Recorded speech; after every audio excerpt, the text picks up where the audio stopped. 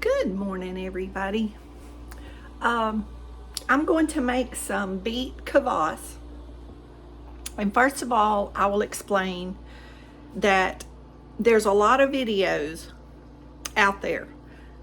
Everybody seems to do this a different way. They're all similar. This is my way.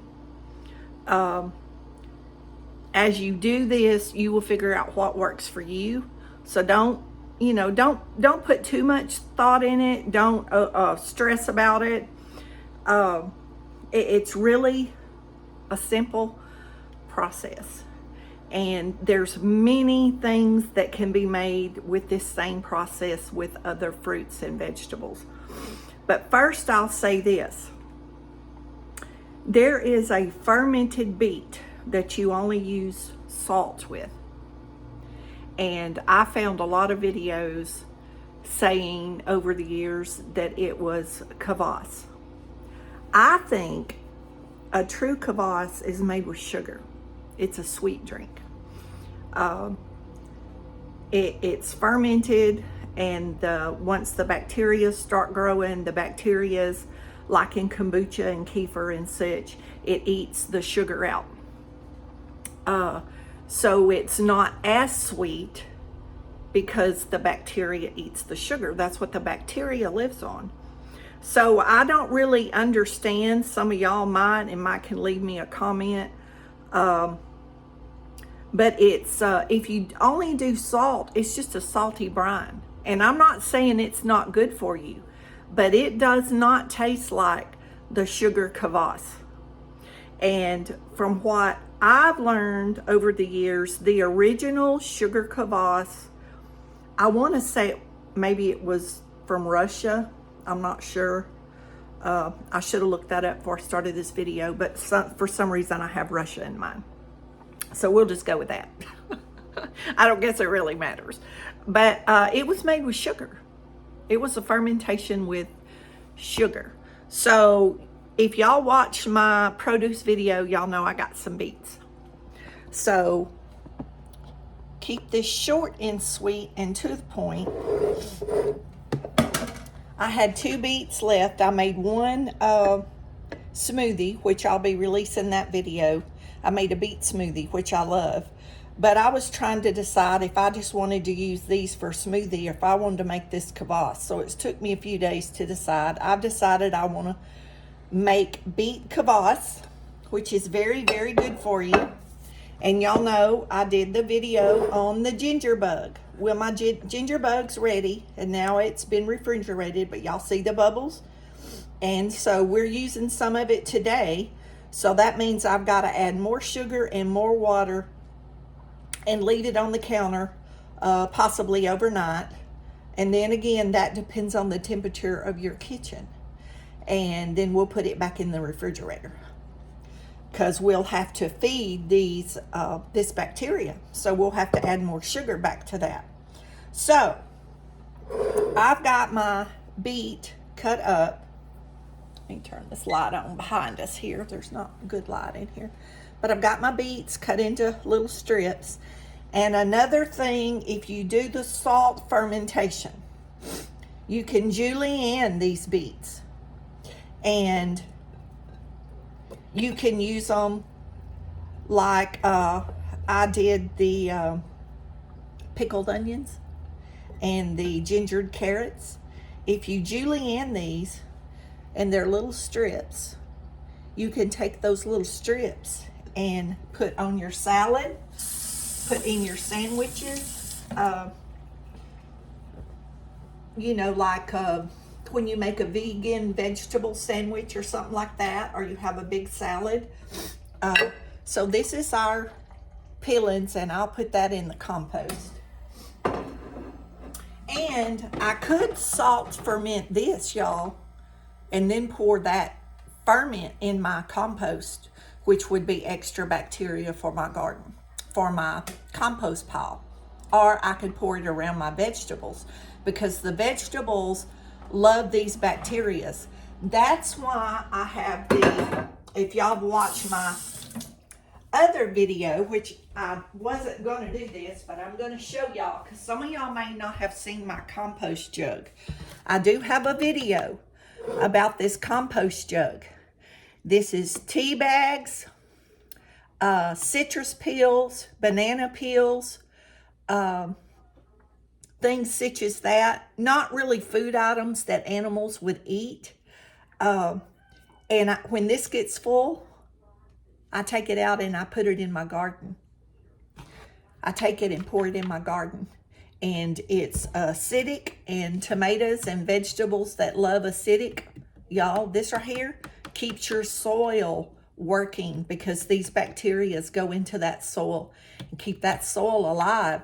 And I also put my paper coffee filters. I cut them up after I use them and I put them in here and I bury them in the soil, and that brings the worms. The worms love to eat that paper, and that brings the worms to your garden. So if you haven't seen the compost video, go watch that one. I did that one last summer. Okay, so back to the beets. I should have probably used a pint jar, but I couldn't find one, so we're just gonna go with the quart because it's only 2 small beets that I got from the food pantry. So this is pink Himalayan salt. I'm gonna put a sprinkle in, y'all, for the minerals, because that's good to feed the bacteria also. A little piece of ginger in there. So this is our 1/4 of a cup of ginger bug.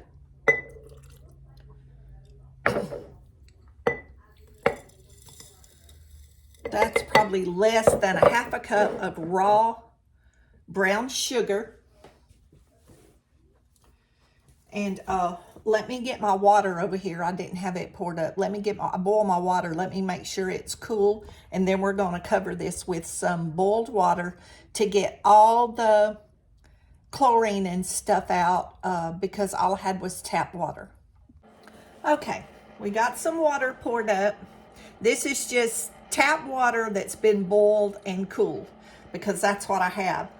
Ran it through my filter pitcher, and then I boiled it in a teapot on the stove and cooled it down.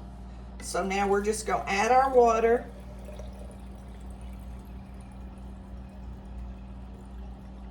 Ooh, don't that look pretty? And that's going to sit on the counter for a few days. And then I can also eat the beets, which will have a sweet taste, and ginger. And so this is ginger beet. This will be ginger beet kvass, but it will just put a lid. Yeah, let me find one up here. Something always has to fall out, don't it? Okay. I need to clean this lid up because I just took it out of the cabinet. And then we're going to put that lid on top of this. It's plastic, so it'll burp. I love these plastic lids for fermenting because you don't have to worry about the cloth or gnats or bugs or anything getting in it.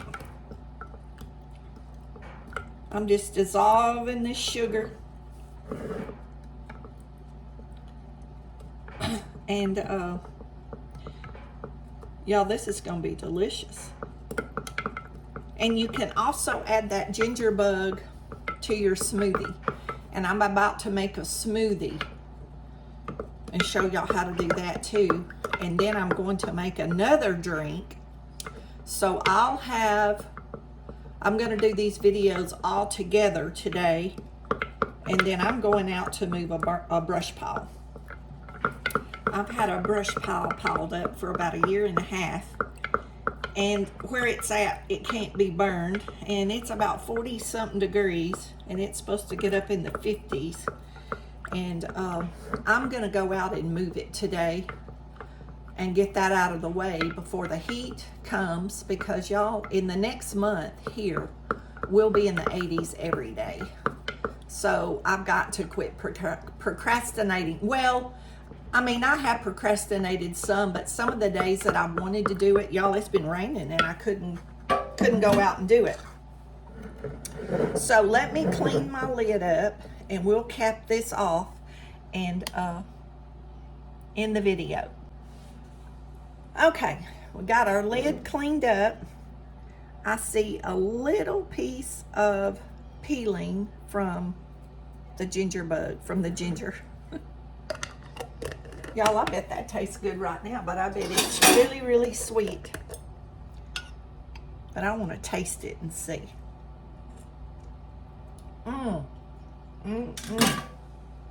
Y'all, let me tell you, ginger and beets.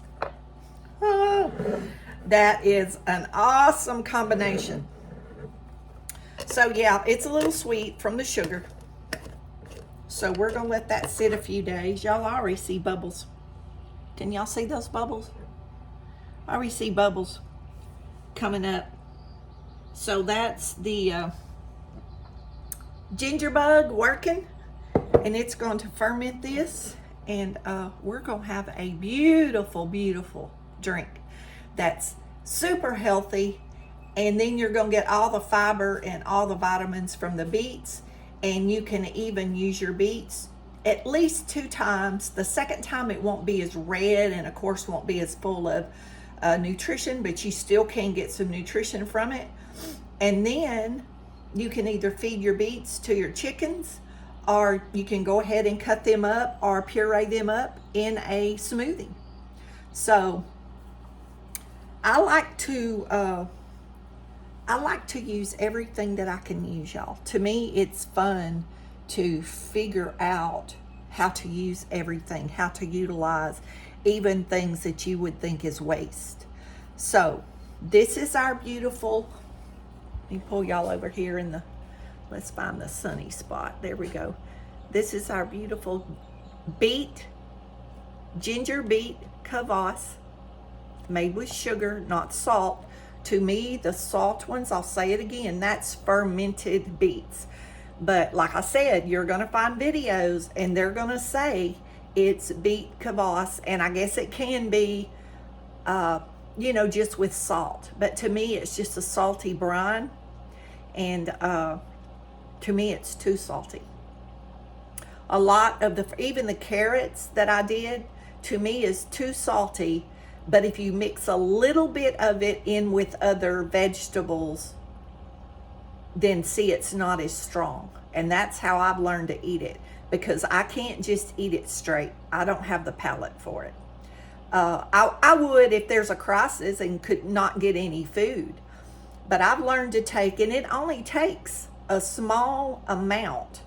Even if you eat a teaspoon a day of this bacteria, that's all you need. You're feeding your gut every day. And so if I take a small amount of like that fermented carrots, ginger carrots, and mix a small amount on a vegetable sandwich or in a salad or something, you know, other flavors is covering it up, but I'm getting the benefit of it. So there's ways to hide it, you know. So y'all just don't be scared to experiment, y'all. And let me say this again. There's no right way or wrong way unless it's spoiled. And if it's spoiled, you're going to know it. You throw it out and start over. If any of this fermentation that you do is bad, trust me, when you open the jar lid, your nose is going to tell you that it's bad. There's not going to be any doubt. Or if you open it and it's thick and slimy or something weird, I'm not talking about mold on the top, because the mold is not poisonous to you. You can scoop the mold off and what's underneath is good. But if it's bad, you're going to know. So don't be scared of it. Y'all be blessed. Know you're loved. Jesus loves you more. And I'm going to be back in at least 2 more videos today. They won't be released on the same day. But I am going to make another drink with the ginger bug. And I'm going to make a smoothie with the ginger bug. So we'll see y'all in the next video.